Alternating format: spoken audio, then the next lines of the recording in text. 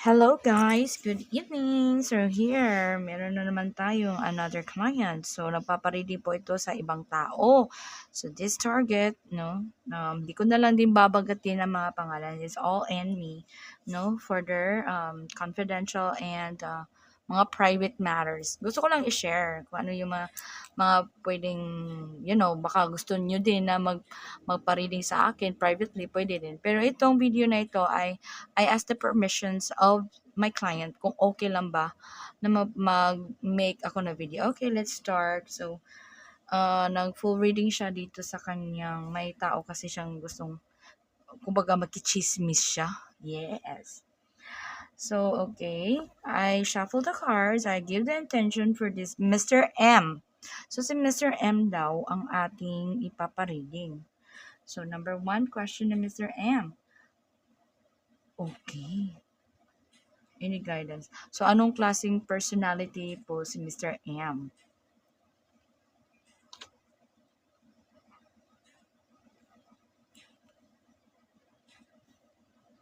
Okay, malalaman natin kung anong mga zodiac din yan, no? Kasi since na nag-ask ka din ng personality. Okay, so let's see kung anong maging maibigay natin na nagabay sa baraha with him. Number 1, personality. Ooh, warrior person. Madali siya mag-anxiety. And very giver. Okay. Giver siya. Pero let's see sa February 20, 1991. February 20, 1991 zodiac. So, bali itong si Mr. M, oo, siya ay, ano siya, oh my God. Oo, Pisces and Aries, no? February kasi siya eh. So, medyo strong ang personality. Aries, oh my God. Mahirap din kumagalit. And then, we have the year of the goat. Ang mga goat, mabait yan. Yes. I do have a family member which is a goat. Very responsible. Oo, responsible din siya. Pero alam mo, the weakness part of the goat, kapag hindi niya nahanap yung true soulmate niya, buhay, larangan na pag-ibig, pag pag hindi niya year of the goat pala siya, no? Ang personality niya. Pag hindi niya nahanap yung ano niya, tawag natin na makasama or like yung bang may maintindihan siya. Kasi Pisces at Aries, mga strong ang mga zodiac niya eh. Ang sun niya ay Pisces, no? Which is very critical kung mag-isip. Kumbaga, oo, parang andun lang siya sa sulok, nag-o-observe sa'yo kung ano kang klaseng tao. Oo, quite ano lang siya, quiet. Oo, quiet person. Aries, madali din siyang ano, magagalit. Oh my God, mahirap din kung yan magagalit, talagang sasabog ang bulkan. Mga ganun ba? Oo. Pero if they're a good friend, loyal din at the same time. At saka goat din ha, mababait ang mga goat. Yes, zodiac goat, domestic kind of animal. So, mababait sila. Pero, kung nahanap nila ang true partner, kasi sometimes si goat kasi mabibiktima, mafo-fall siya sa ibang person or wrong person, o magkaroon sila ng maghiwalay, ganun. Oo, mahirap yung mga year of the goat. O medyo mahirapan din siya makahanap ng true love. So, kayo mga year of the goat, maghanap kayo ng year of the rabbit. Mahal na mahal po kayo yun. Oo, mga domestic animal. Yes, mga year of the rabbit ha. Mag-search kayo, charot. Mapapareading kayo ni Madam Tayang para mabigyan kayo ng clue, no? Kung anong zodiac, kung anong um, feng shui na fitted sa inyo. Oo. So, mga year of the goat, dapat maghanap kayo ng mga year of the rabbit. Yun ang perfect talaga sa kanila. Oo. Okay, number 2 question. Oh, giver. Oh, giver. Oh my God. Madaling maawain yan. May like for example, na manghihingi na, oh, patulong dahil may ganito, may problema. Naku, hindi magdalawang isip si Year of the Goat. Yes. May pagkasinungaling ba siya o manipulative? Okay. Oh, we're still continuing. Tingnan natin kung meron ba siya nito. Okay. Okay.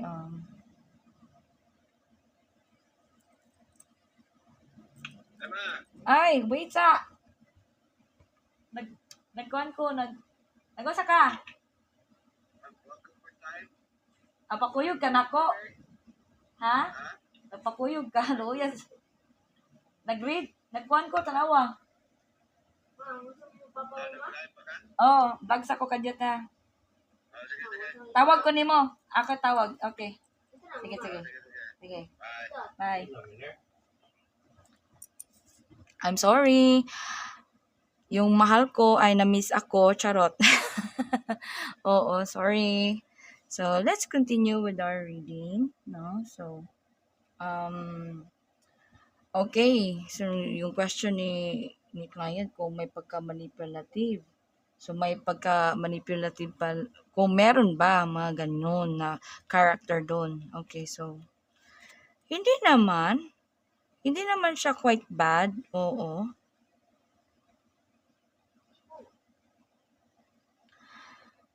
Sis, nakalimutan ko pala mag-take a picture nun sa una. Ipipick ko na lang din ulit.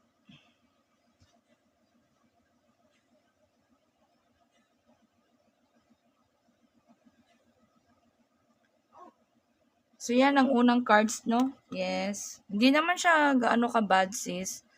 Oo. Year of the Goat siya, sis. Okay, so manipulative person, hindi naman sis, but kung hindi ka talaga feel niya sis, yun na sinasabi ko, ay hindi talaga mag-align yung stars ninyo. Pero mabait siya sa kanyang mga kaibigan. Yeah, totoo, mabait yung mga Year of the Goat eh. May kakilala ako noon. Sorry sis sa video ay meron akong nakausap yung mahal ko. Char. Oo, na-miss ako. Charot. Okay, number 2, relasyon. Gaano siya magmahal at may pagbabago ba? Oh my God. Naku, kung ako tatanungin mo yung mga Year of the Goat kung gaano siya magmahal. Naku, maging very cautious siya. May naging karelasyon siya before. Yung karelasyon niya ay hindi din naging maganda ang takbo ng kanyang love life. Oh, I'm gonna take some pictures, no? So, itong picture na ito ay, sabi dito ay para siyang matindi din siya magmahal. Yes, oo. Pero parang mayroong parang naghiwalay eh. Yes, naghiwalay sila. Oo, ang dami niyang mga pinapasan-pasan na problema ngayon. Kaya ang masasabi ko nito, itong si Mr. M, no? Ay mabait siya, pero when it matters about relationship, medyo marami siyang mga heartaches na gaganap. Kaya ngayon kumakalma muna siya about love life, ayaw niya munang oo, nag-focus muna siya sa kanyang work, whatever it is sa finances. Oo. Okay. Proceed tayo sa next question. Oo. Oh, okay, about sa health matters niya. Health matters. Tingnan natin ang health niya ni Mr. M. Okay, si client nagtanong kung ano ang health niya. Okay. Wow, so far okay naman yung health niya, sis. Si Mr. M, ang nakita ko dito sa health niya ay okay naman. Oh, runs smoothly. Well, nag-enjoy naman din siya with family time. Oo. May panahon nag-taking care of himself also. For example, nag-exercise. Oo, kumakain din siya ng, well, mga previous na year, merong mga naganap, no? Oo, may blood related talaga siya, sis. Oo, may blood. High blood ba siya? High blood, pagka blood, when it comes about blood, pwede siya anemic, high blood, and pwede din natin makikita dito na diabetes siya. Irregularities of blood flowing kasi.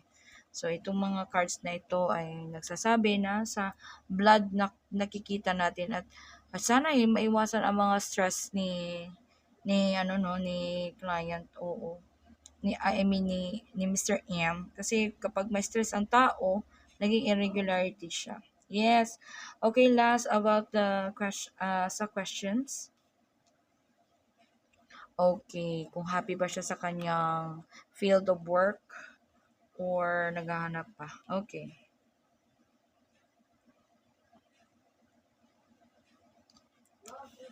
Naku, pagka ganitong klaseng bahay, masasabi ko, not really that happy, no? Okay. Okay, sis, nag-take ako ng picture. So, 5 question. Naghahanap ba siya ng, ano? Oh my God. Hindi. Parang may problema siya ngayon sa work niya. Loaded with responsibility. May mga tao ding mga nakaharap niya na sobrang paepal, mga sipsip. Medyo may konting problema siya dun. And yes, naghahanap nga siya na kung pwede niya malipatan na mas malaking offer. So, that was part of the question ni Mr. M. No? Patuloy tayo sa ating tarot reading. So, this is for Mr. M. No? Sa reading ito ng ibang tao. Oo. Mayaman talaga si client kasi nag-full read siya. Reading ito sa ibang tao. Gusto lang siya makikichismis. Yes. Okay, shuffles ko muna ng cards so that we can have a good vibrations, no, na ma-accept natin. Maganda siya. This is my new cards. This is from Norway. Galing ito sa kaibigan ko. Ginigift talaga niya ito. Hi, Miss R. Si Miss R from, ano kasi, seafarer kasi yan eh. Oo. Sea woman. Nagtrabaho sa barko. So, ang yaman niya. Punta-punta siya sa ibang lugar. So, nakahanap siya ng occult na shop at iniisip ako. Yes, this is galing ito sa ibang bansa. Hi, Miss Rodella. Okay, kung nanonood ka sa kachismisan ng iyong amiga. Oo, galing ito sa kanya. Okay, Miss M. Tingnan natin, no? Anong magiging tarot reading mo?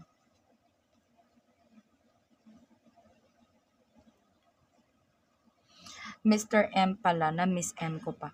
Okay, so unang nakuha natin na cards is the strength. Oo.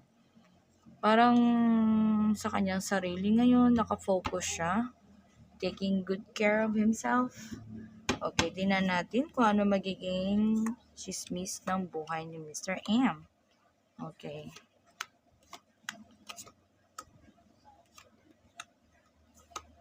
Ooh.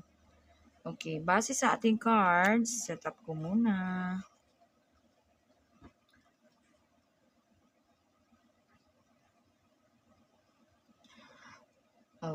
Okay, sis. So, ang unang cards natin para kay Mr. M, may balak ba siya umuwi, sis? May binabayaran pala siyang mga previous niya na utang, no? May kinuha siya, give and take, giving.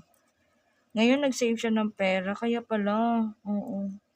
Inalagaan niya muna ang sarili niya, bawal magkasakit, oo. Oo. At saka may ano din siya dito, may mga stress siya sa isang lalaki. Parang sa trabaho ba ito, lalaki eh. May new beginnings pa siya, oh. Nakita ko lang sa cards niya, this is from his past, mga previous na nangyari na ito sa buhay niya. May mga naging problema siya, may isang lalaki din dito. Parang kasamahan niya sa work, nagbibigay ng problema ngayon. May mga hidden problems din. Oo, na dapat niyang tuunan ng pansin para ito ay hindi maging malala. Okay naman siya, sis. Yes. Pero sige lang, titingnan natin sa lahat ng reading nga. I-cut na natin sa video, hindi natin i-record, okay? Oo. So, bali sa mga na-vibe ko lang dito, may naging previous na ano siya dito, sis. Oo. Mga problema ba, lalaki daw sa trabaho. 9 of coins. Pero very hardworking person siya, sis. As in. Gusto niya na magkaroon talaga siya ng yung stable na kapirahan, buhay kapirahan. Pero na-stress siya sa work niya. Oo, may lalaki. Nagbibigay ng problems. Okay, second reading nga. Ooh, the Emperor. Gusto talaga niya na maging stable siya sis, kaya naka-emperor po tayo, stable man. So naka-focus na naman tayo sa finances, no? Grabe. Uh-huh. May mga invitation nga siya, oh. Oh, parang investment. Oo. Okay, ganito siya sis. Oh, may partnership pala siya.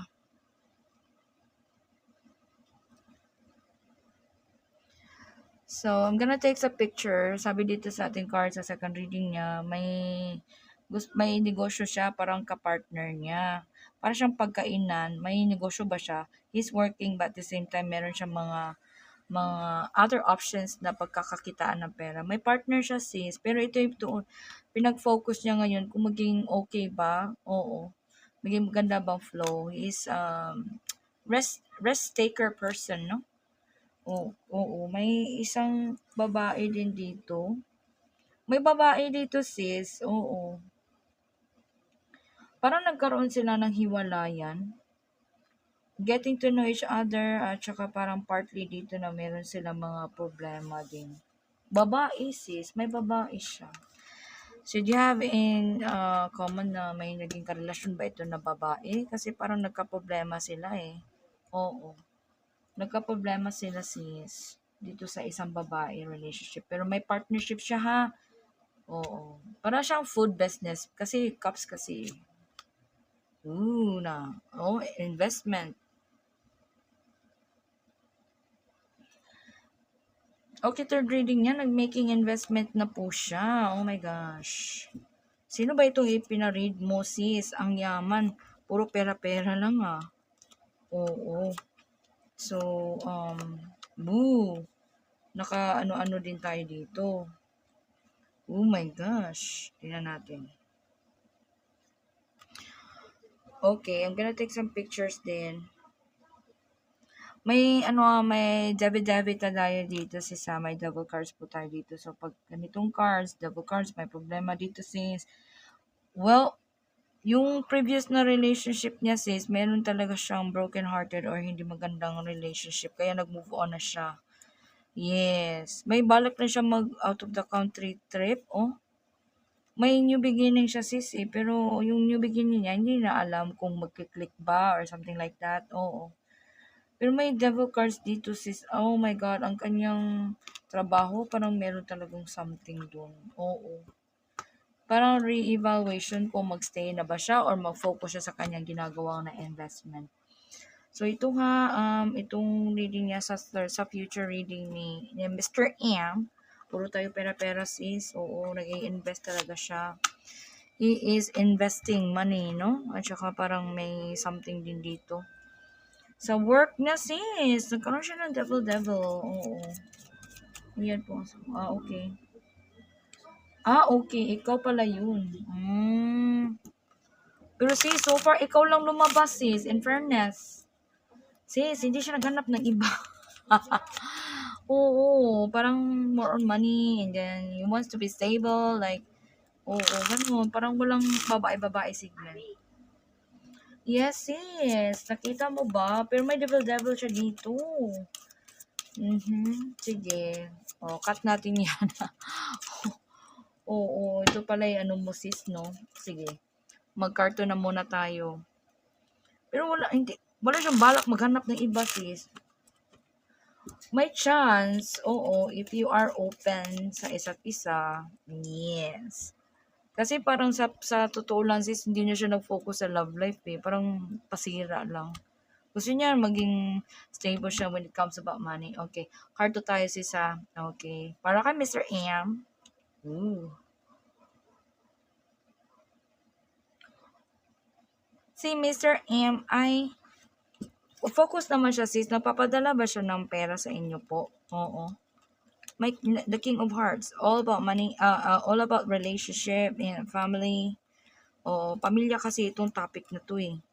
He's a family man. May anak kayo sis no? May anak kayo no? Kasi 12.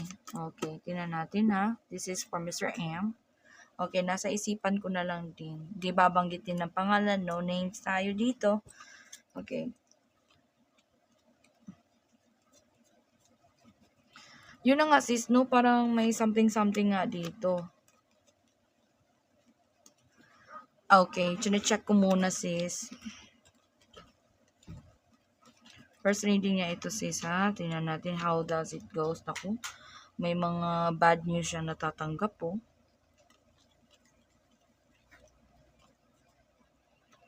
Okay. Oh.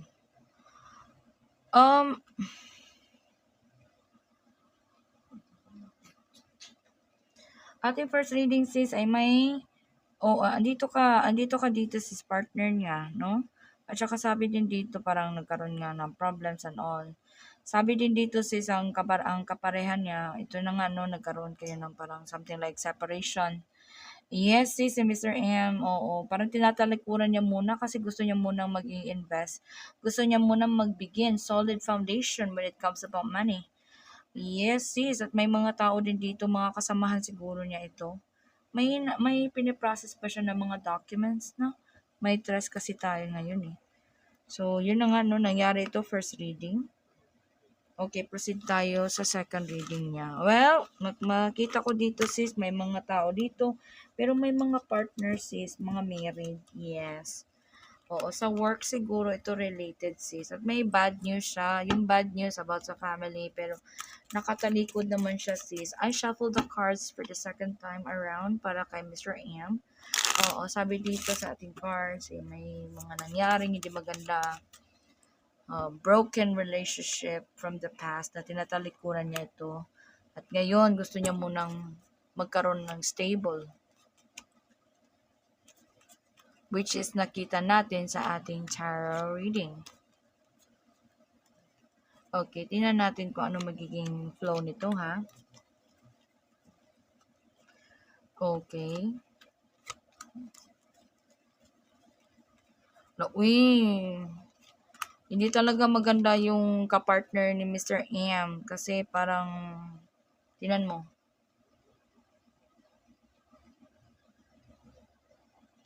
base sa ating second reading sis, may alas-alas po tayo sis. Yung alas nito ay galing sa pamilya, galing dito sa kaparehan niya, which is ang kanyang asawa. So parang may problema talaga si Mr. M dito sa relationship sis, no? So which is struck by the present time.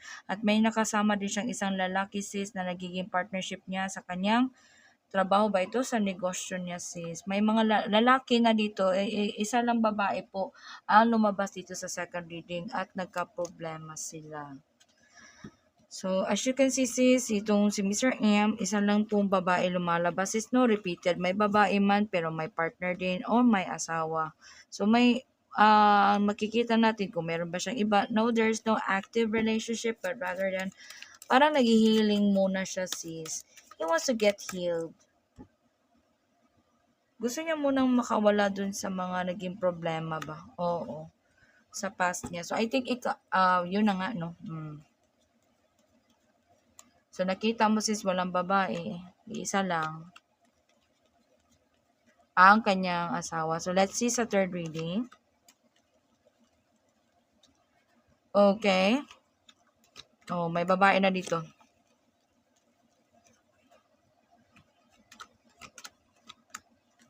Okay, so andito na naman tayo sis.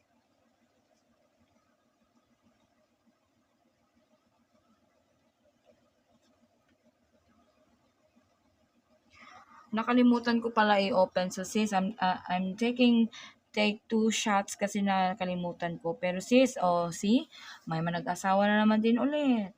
So, walang babae po dito. Kung naghanap ka ng ibang babae, itong si Mr. M, there is no male energy. There is no female energy rather.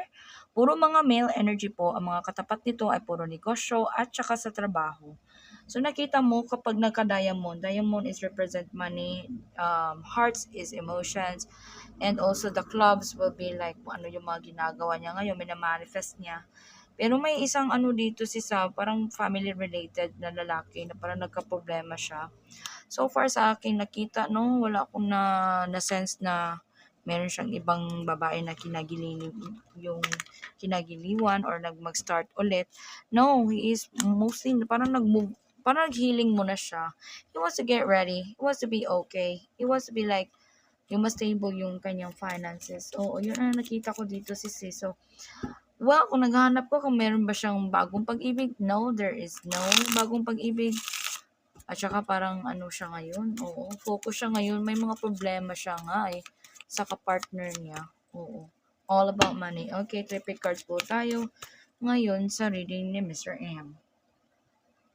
Ay, oh my gosh, it's fall out. Okay, so may tinan mo. So I take a picture. So ito na nga sis, no, siya ito. Iniisip niya muna kung may mga parang anak. Oo, responsibility ng anak. Oo, medyo emotional siya ngayon sis. I quite feel lonely. Ina-observe niya mga bagay na pinaproblemahan niya. Oo, lately. So ngayon, lucky 13 niya ay may pera siya sis, bonggacious. Pero yun na nga no, parang naku, feeling ko sis ba, tinan mo. Labis po siyang nasasaktan sa kanyang mga nangyayari ngayon when it comes about sa relationship. Oo, broken family nga. At saka parang sabi dito, he wants to start something new into his life. Nakita din natin na marami siyang pera. May pera siya sis. Oo, may bagong projects ba ito or pinagkikitaan niya? So far sa finances is okay. Sa love life, no. There's no beginning. Puro siya, naghihiling pa siya eh, nagmo-move on pa. So far kay Mr. M, successful siya when it comes about sa money. Doon siya nag-failed sa relationship. Hindi nag-success o may mga naging problema. Pero who knows? Baka magbago ang takbo nito. Naka 8 of hearts eh. May chance po. Oo, may chance pa. Okay. So, ito yung reading kay Mr. M with the client, no? Kung gusto niyo ma-reading, ma-private message kayo sa akin, na i-chat, i-ano niyo ako, i-private PM niyo ako sa Tayang Chapam Tarot Reader. So, this is for reading sa ibang tao at na-avail niya ang question, tarot reading, and also the cartomancy.